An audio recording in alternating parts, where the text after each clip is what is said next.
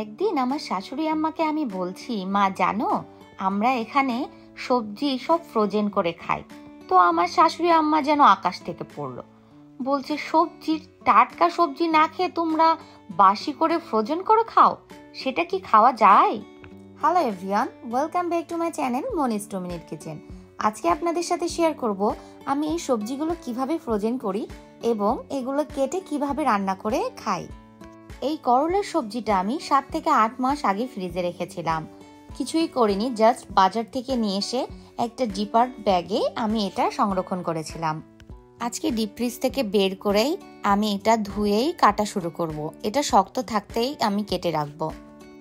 অবশ্যই বের করার সাথে সাথে এটা কাটা শুরু করে দিতে হবে, না হলে সবজিটা একটু নরম হয়ে যাবে। করলাটা বের করার পরে আমি গরম পানি দিয়ে একটু ধুয়ে নিয়েছি, তারপরে কাটা শুরু করছি। দেখেন কি সুন্দরভাবে কাটা হয়ে যাচ্ছে।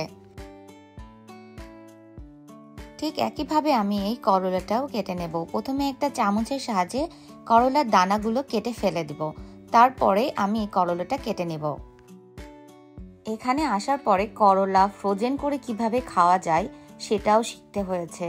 শুধু করলা কেন, আমি এখানে আরো অনেক সবজি এভাবে ফ্রোজেন করে রেখে দেই।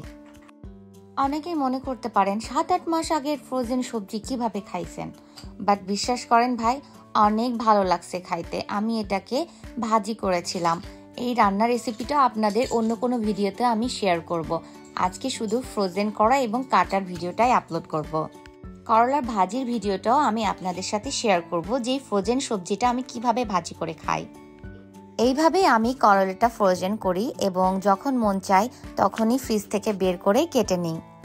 আজকে তাহলে আসি। আশা করি আজকের এই ভিডিওটা আপনাদের কারোর না কারোর উপকারে আসবে। দেখা হবে অন্য কোনো রেসিপিতে।